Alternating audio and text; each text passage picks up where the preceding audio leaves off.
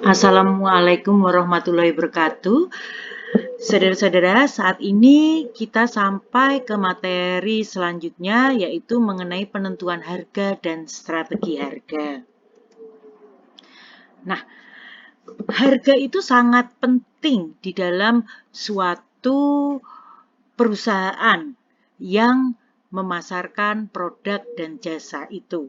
Karena dengan adanya harga ini tentu saja perusahaan mampu untuk bertahan, memperoleh keuntungan, ya, memperoleh pendapatan untuk membiayai segala operasional perusahaan yang ada. Jadi, definisi harga adalah nilai suatu barang atau jasa yang diukur dengan jumlah uang dikeluarkan oleh pembeli untuk mendapatkan sejumlah kombinasi dan barang atau jasa berikut pelayanannya. Nah, penetapan harga ini sangat penting ya, karena lewat harga ini perusahaan akan memperoleh profit. Nah, jadi total revenue dari perusahaan atau total pendapatan diperoleh dari price harga kali quantity of sold. Jadi kuantitas barang yang dijual. Nah, profit sendiri didapat dari total revenue kurangi total cost. Nah, ini jadi penting karena harga inilah nanti yang menjadi sumber dari laba suatu perusahaan. Nah, yang ini adalah konsep penentuan harga berbeda bagi konsumen dan bagi perusahaan. Silakan diperhatikan dulu. Bagaimana menentukan harga jual yang baik? Ya, harga jual yang baik buat suatu produk dan jasa yang kita miliki kalau satu bersaing, ya, harga di mana konsumen bersedia untuk membayar. Ya, bersaing artinya dengan produk dan jasa yang ada di pasaran, kompetitor kita, harga kita ini bersaing, tidak terlalu tidak lebih mahal. Nah, karena kalau tidak bersaing, tentu saja konsumen enggan memilih barang kita ya, produk dan jasa kita. Kemudian yang kedua, juga walaupun kita ingin bersaing, kita harus memastikan bahwa harga itu akan memberikan laba yang memadai, mampu menutup segala biaya-biaya yang kita keluarkan, dan tentu saja kita nggak mau kerja capek, tapi tidak dapat apa-apa, dapat laba untuk perusahaan. Nah, kemudian kesalahan dalam penetapan harga mengakibatkan perusahaan akan merugi. Silakan dibaca kesalahan-kesalahan yang ada. Nah, saudara-saudara, ada 5 tujuan penetapan harga. Yang pertama tadi sudah dibahas, mencari laba. Kemudian yang kedua, supaya volume penjualan kita naik. Ini penting sekali sebagai strategi melawan kompetitor. Kemudian kita juga tidak hanya perlu laba, kita perlu berorientasi pada citra produk dan jasa kita. Karena ini yang akan membuat perusahaan kita bertahan. Kemudian orientasi juga kepada stabilisasi harga dan ada juga tujuan lain-lain. Nah, saudara, tujuan penetapan harga berorientasi laba jelas ya. Setiap perusahaan selalu memilih harga yang dapat menghasilkan laba paling tinggi. Nah, ya berusaha, tapi kan tidak bisa kita selalu menjadi labanya paling tinggi. Nah, kalau ekonomi klasik pokoknya labanya yang paling tinggi. Tapi kalau terlalu tinggi apa ada yang mau beli? Ya, misalnya begitu ya. Apa bersaing? Nah, gitu. Maka dalam teori persaingan global, perusahaan melakukan pendekatan target laba. Ya, target aja ya. Tidak harus tinggi tetapi targetnya tercapai gitu ya. Oke, saudara-saudara, ada 2 target laba. Yang pertama, ROI, Return on Investment. Jadi, target laba itu dinyatakan dengan rasio laba terhadap investasi total. Jadi, kita maksudnya seperti ini, rumusnya ada ya, earning before interest and taxes. Jadi, pendapatan sebelum biaya-biaya dan pajak dibagi capital employ ya, dibagi capital employ. Nah, ini nanti akan menghasilkan persentase berapa kita berinvestasi, seberapa besar kita berinvestasi akan menghasilkan laba. Nah, jadi jadi ini jadi tolak ukur. Kenapa? Karena kalau kita investasinya ternyata terlalu besar sekali dan ternyata persentase labanya misalnya cuma 3% atau 1%. Nah, ini berarti ada yang tidak efektif, tidak efisien di perusahaan kita. Mestinya dengan investasi sebesar itu laba kita bisa naik. Maka inilah gunanya ROI. Untuk menghitung target laba yang harus kita capai supaya antara modal yang telah kita keluarkan berimbang dengan pendapatannya. Kemudian ada juga target margin, yaitu target laba produk yang dinyatakan dengan persentase rasio laba terhadap penjualan. Nah, selalu ditanya margin labanya berapa. Ini contohnya misalnya harga yang telah kita tetapkan dengan biaya-biaya yang dikeluarkan. Nah, ini yang dinamakan target margin. Oke, nah tujuan berorientasi pada volume. Jadi saudara-saudara ada yang memang harus karena persaingan yang tinggi ya, karena produknya harus membuat margin laba yang sedikit, yang kecil sekali ya. Tetapi dia bagaimana supaya bertahan? Dia mengejar volume yang banyak. Contohnya apa itu? Contohnya adalah perusahaan jasa itu banyak yang seperti itu, ya, seperti perusahaan penerbangan, tour and travel, bioskop, lembaga pendidikan, penyelenggara seminar-seminar. Wah, itu margin keuntungannya pasti akan sangat kecil sekali ya dibandingkan perusahaan provider internet di Indonesia. Wah, itu marginnya tinggi-tinggi sekali. Nah, kalau IT ya, kalau perusahaan di bidang IT teknologi itu bisa memperoleh margin keuntungan yang sangat tinggi untuk saat ini. Tapi kalau sebangsa jasa, penerbangan, tour and travel, lembaga pendidikan, seminar seperti saya punya lembaga pelatihan, itu marginnya tidak terlalu tinggi keuntungannya. Tapi kita mengejar pembeli yang banyak gitu ya. Nah, saudara-saudara, tujuan penetapan harga ternyata juga untuk mengangkat citra dari perusahaan. Nah, perusahaan yang prestisius pasti akan memasang harganya tinggi-tinggi. Karena kalau dia memasang harganya rendah, ya dia malah akan diragukan. Masa sih hotel bintang 5 harganya segitu? Jangan-jangan abal-abal ini. Atau hotel bintang 5-nya sudah kuno ya, sudah nggak pernah diperbaiki, jelek ini pasti kok harganya murah. Ya, yaitu contohnya The Westin. The Westin itu per hari kalau menginap di sana bisa 1,5 juta. Di Semarang nggak ada ya, di Surabaya, di Jakarta ada. Tapi kalau lihat Losmen Puri ini seperti ini, Losmen ini paling sehari nginepnya bisa 100 ribuan. Nah, beda kan? Ini akan mempengaruhi, ini harga ini ternyata juga mempengaruhi citra atau prestisius dari perusahaan tersebut. Nah, kemudian penetapan yang berorientasi pada stabilisasi harga. Nah, ini penting sekali dan ini biasanya di industri-industri tertentu, misalnya bahan bakar ya. Bahan bakar di Indonesia dulu itu menganut stabilisasi harga. Karena kalau naik sedikit barang-barang akan naik. Tapi di era Jokowi sudah tidak seperti itu ya.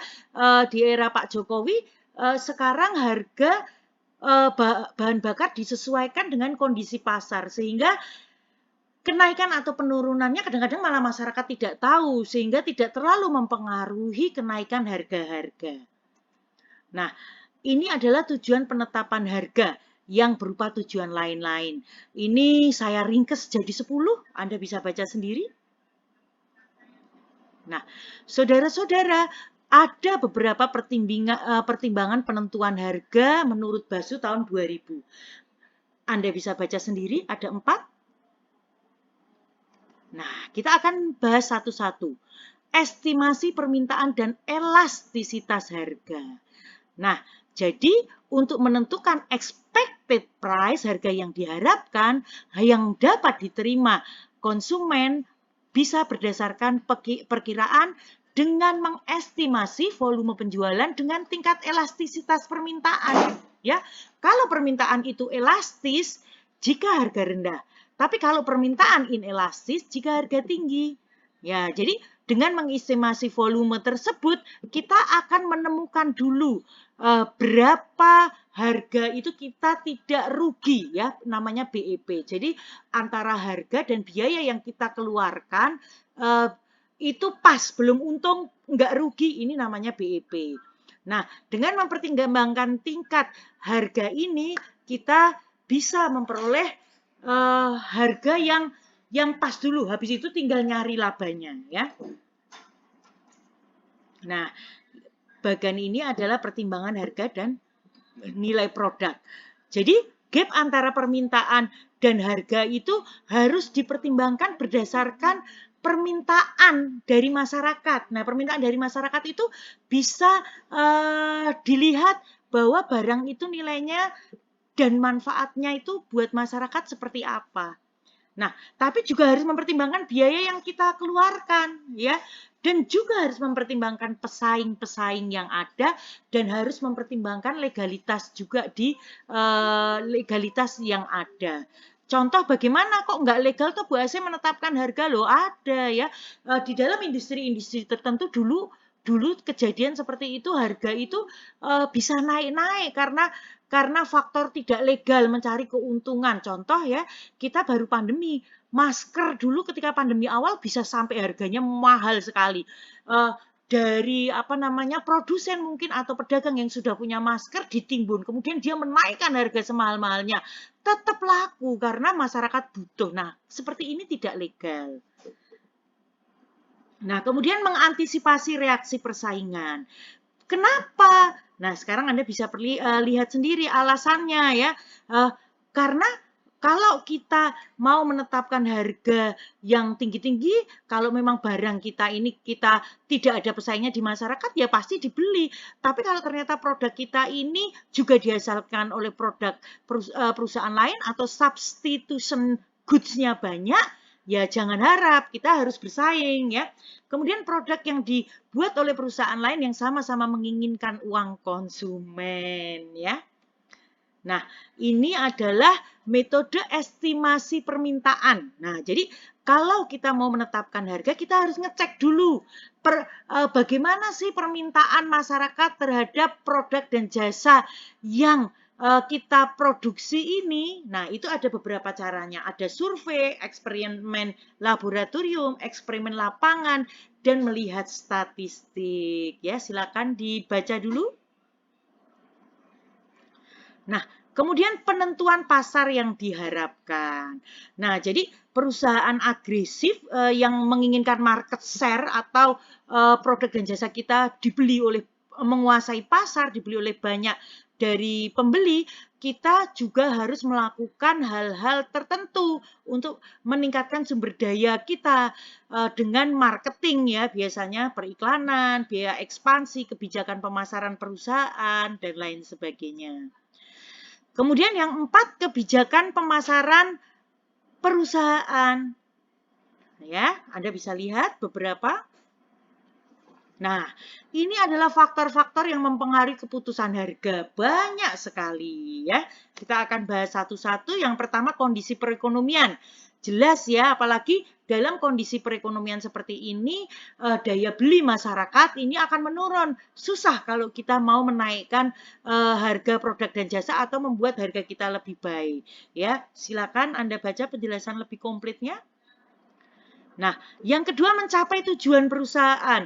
Diusahakan untuk harga kita bisa mencapai tujuan perusahaan. Nah, tujuan perusahaan itu bisa beda-beda ya. Kalau kita baru masuk penetrasi awal, kita nggak mungkin untuk mencapai laba maksimum ya, karena masih banyak biaya yang kita keluarkan. Kita juga masih harus menyaingi pasar dulu, harus melawan kompetitor yang ada. Nah, kita bisa pilih tujuan yang meraih pangsa pasar. Kalau perusahaan kita baru, kita banting-banting dulu harga misalnya. Yang penting nanti masyarakat melihat dulu produk kita. Nah, gitu ya. Untuk mencapai laba maksimum mungkin bisa diterapkan untuk produk-produk yang sudah eksis di masyarakat. Nah, ini faktor-faktor yang mempengaruhi keputusan harga. Pertama, jelas profit driver. Profit driver itu berarti dari profit, ya. Kalau profit itu kan dicapai dari sales revenue, ya, dari penjualan, keuntungan penjualan dikurangi cost biaya. Nah, sales revenue ini diperoleh dari mana? Sales volume dikalikan price atau harga. Nah, kalau cost nyarinya dari mana? Variable cost, ya, biaya-biaya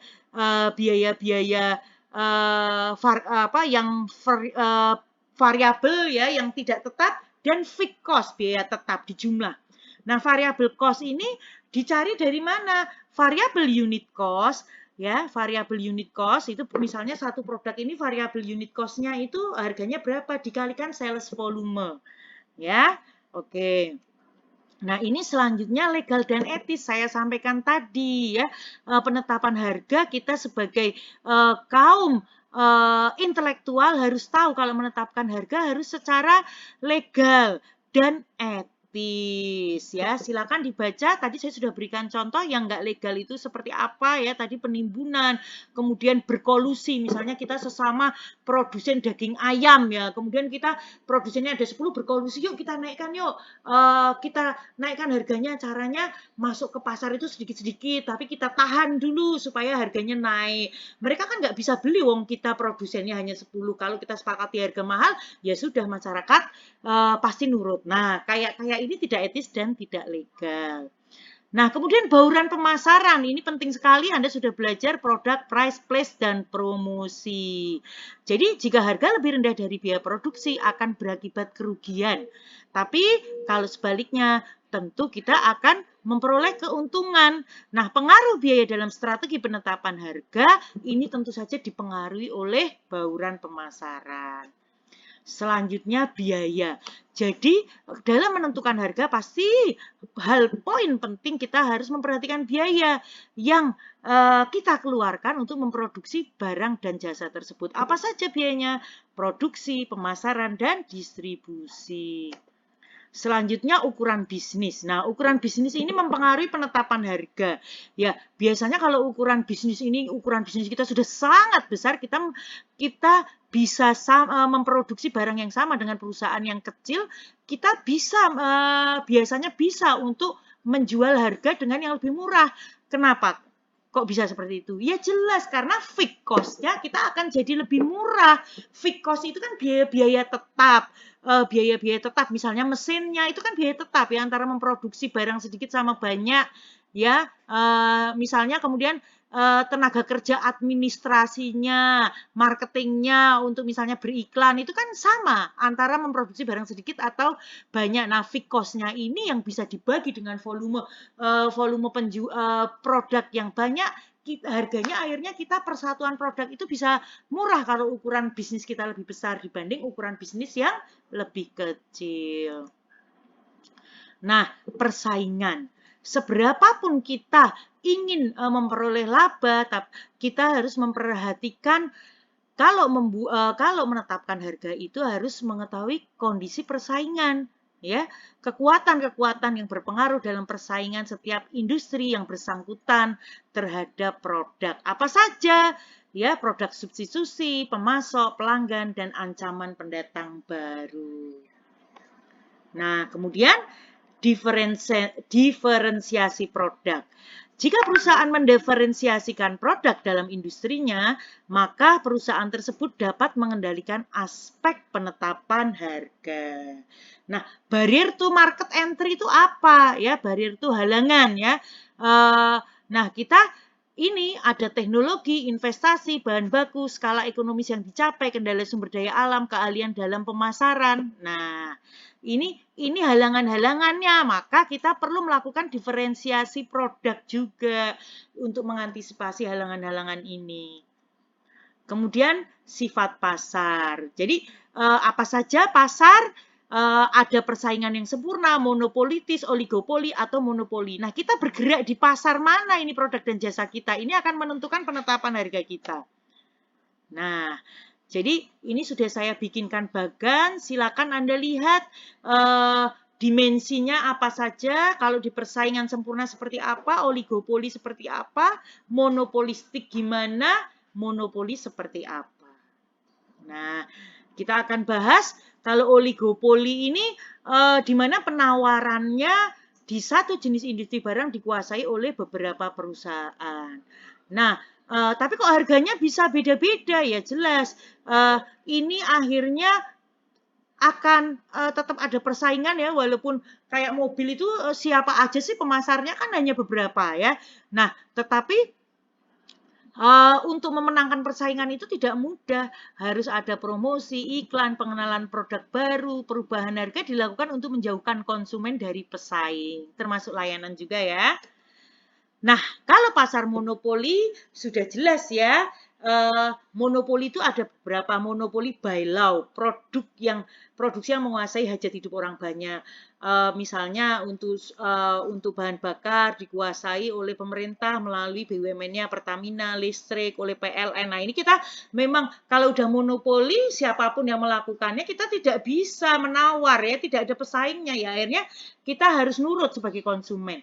Nah, kalau monopoli by nature, monopoli yang lahir dan tumbuh secara alamiah karena didukung iklim dan lingkungan tertentu. Ya, adakah monopoli di dalam alam? Ya ada, ya. Secara natur ya, misalnya kalau emas itu produsennya hanya ada dari Irian misalnya ya, dari Papua ya, dari Papua ya. Jadi kita nggak bisa ngapa-ngapain tuh kalau misalnya produsen emas di Papua sana menaikkan harganya, akhirnya emas di Indonesia ikut naik semua, misalnya seperti itu. Kemudian monopoli by license, izin penggunaan hak atau atas kekayaan intelektual haki. Ya, misalnya kalau kita menciptakan sesuatu, kalau kita sudah mendaftarkan kita ke kekayaan haki itu jadi monopoli kita, sehingga perusahaan lain tidak boleh ikut-ikutan. Kalau ikut-ikutan tentu akan dituntut ya, seperti misalnya dulu air aqua itu ya, pertama kali ada air botolan itu kan aqua. Nah, dia sudah dimasukkan ke haki, terus kok ada aquaria ya. Nah, itu akhirnya dituntut. Nah, tapi ternyata menang loh. Ini nggak aqua kok aquaria kok tambah ria. Nah, beda. Nah, seperti itu ya. Nah, kemudian persaingan sempurna. Nah, kalau persaingan sempurna ini kita tidak bisa sembarangan menentukan harga, karena meskipun penjual dan pembelinya banyak, produk yang dijual bersifat homogen. Jadi harga yang terbentuk itu melalui mekanisme pasar dan hasil interaksi antar penawaran dan permintaan, sehingga penjual dan pembeli pasar ini susah untuk saling mempengaruhi harga. Jadi harga terbentuk benar-benar karena permintaan dan penawaran. Nah, ini adalah permintaan dan penawaran, supply and demand, di mana faktor-faktor yang mempengaruhi keputusan harga adalah elastisitas. Kalau permintaan inelastis, itu berarti perubahan harga akan memaksa volume penjualan menjadi lebih kecil. Ya. Kemudian kalau permintaannya elastis, perubahan harga akan memaksa volume penjualan berubah dalam perbandingan yang lebih besar. Nah, kalau permintaan unitary elasticity, perubahan harga akan ada perubahan dalam proporsi yang sama. Jika harga turun 10%, maka volume penjualan naik 10%. Nah, ini tabelnya sudah saya buatkan ya. Nah, ini contoh ya, elastisitas permintaan tinggi itu. Kalau harganya 100, sales volumenya sama 100. Nah, kalau harganya 90 turun, harga dari 100 ke 90, salesnya naik 115 ya. Nah, ini terlihat seperti narasi di sini ya, unitary elasticity ya, harga naik 15, harga turun 10, kemudian pembelinya naik 15. Nah, kemudian kalau harganya kita naikkan 110, ternyata sales volumenya turun menjadi 95, elastisitas permintaan menurun, harga turun, harga naik 10, langsung sales volumenya berkurang 5. Sederhananya seperti itu. Nah, ini adalah strategi penetapan harga. Silakan dibaca. Kita akan membahas strategi penetapan harga berbasis pasar atau permintaan. Ini strategi pertama. Jadi, metode ini lebih mengedepankan aspek permintaan konsumen. Ada 3, skimming pricing, penetration pricing, dan price leaning. Nah, kalau skimming pricing itu membuat penetapan harga produk yang cukup tinggi di masa perkenalan.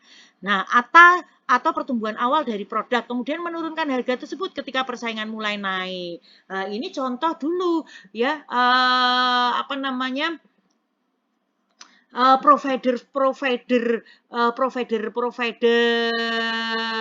yang ada di dalam telekomunikasi. Saya ingat sekali untuk membeli kartu simpati dulu ketika awal-awal simpati itu keluar mungkin tahun 97 atau 98 ya, itu 2 juta. Ya, dia di awal-awal kemunculan tidak ada saingan, belum ada yang lainnya, maka dia melakukan itu. Nah, lambat laun kan menurun harganya karena sekarang juga persaingan sudah banyak. Nah, kemudian penetration pricing ini menerapkan penetapan harga produk lebih rendah dulu di pasaran ya, supaya orang tertarik dulu nanti baru dinaikkan. Tapi gimana kalau kita menetapkan harga yang lebih rendah tetapi supaya tidak rugi. Nah, contohnya adalah misalnya ya perusahaan sabun cuci ya, apa namanya? Dia kalau jual sekiloan, misalnya kan yang laku kalau di Indonesia Rinso ya, misalnya apa namanya? Produk yang lainnya dari Wing misalnya ingin mengeluarkan sabun cuci juga, kalau yang sekiloan dia mau mengeluarkan seharga Rinso pasti tidak laku. Tapi kalau dia mau menjual di bawah itu misalnya dia akan rugi. Maka strateginya dia mengeluarkan kemasan-kemasan ekonomis. Nah, terpatri di mindset masyarakat tuh harganya lebih murah, padahal sebenarnya kemasannya lebih ekonomis, lebih kecil, mungkin pakai yang sasetan, mungkin yang pakai 100 graman, 800 gram, tidak sekilo. Nah, ini adalah merupakan strategi juga. Kemudian price lining, ini strategi lining pricing adalah strategi di mana memberikan cakupan harga yang berbeda pada lini produk yang beda untuk pengelompokan. Nah, ini seperti apa? Ya, misalnya di dalam Cinema 21. Nah, itu beda-beda harganya. Ada XX1 yang mahal ya. Harganya tiketnya misalnya 50.000 XX1. Tapi kalau 21 itu lebih murah lagi, 30.000 misalnya. Padahal perusahaannya sama sebenarnya. Tapi dia dan filmnya mungkin sama, tapi dia memberikan segmentasi gitu. Kalau di perusahaan jasa atau lembaga keuangan bagaimana? Oh, ada juga segmentasi. Contoh produk tabungan ya, ada yang biaya administrasinya untuk produk-produk yang mahal, produk-produk yang mahal itu misalnya biaya administrasinya untuk produk tabungan prioritas bisa 50.000, kemudian untuk bisnis 20.000, untuk yang biasa 10.000. Tapi ada juga yang gratis, misal seperti itu.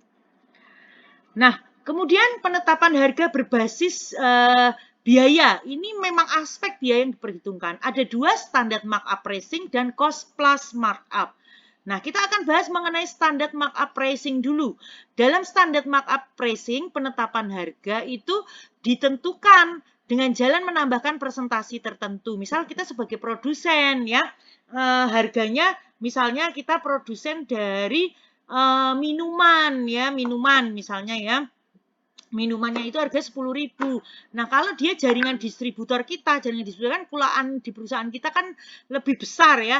Itu dia dikasih diskon dia dapat 10% misalnya ya, pemotongan harganya pemotongan harganya misalnya lebih mahal ya, 25% misalnya. Nah, kalau agen lebih kecil lagi, misalnya 15% ya. Kemudian retailer, karena retailer langsung ke masyarakat, kulaan ke kita, ya berarti dia dapat poin pemotongan harga lebih sedikit, misalnya 10%. Nah, kalau kelas cost plus markup, ini adalah strategi cost plus markup adalah penetapan harga yang ditentukan dengan cara menambahkan presentasi tertentu terhadap biaya produksi. Nah, jadi ini langsung, kalau kita biayanya misalnya dalam memproduksi jembatan ini, kita kita misalnya sebagai perusahaan kontraktor disewa pemerintah untuk membuat jembatan.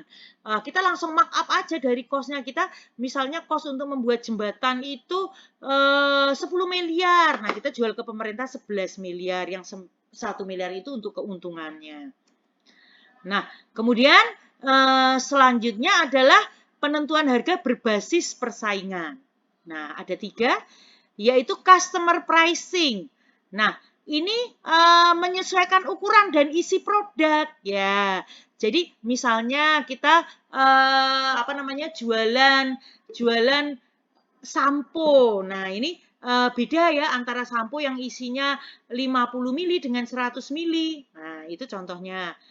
Kemudian kalau market pricing ini ada 3, above market pricing, at market, dan below market pricing. Nah, ini bisa lihat karena penjelasannya udah jelas. Kemudian yang 3, loss leader pricing. Ya, jadi ini juga penjelasannya sudah jelas, sudah saya berikan contoh juga. Nah, ini kemudian ada juga penetapan harga yang mempengaruhi psikologis konsumen. Ya, ada out pricing, harga ganjil, dan lima-limanya akan dibahas satu persatu. Nah, contohnya jelas ya. Teman-teman, out pricing ini harganya dibuat 999. Ya, lihat ya. Dibaca penjelasannya. Kemudian multiple unit pricing ini semakin banyak beli semakin murah ya.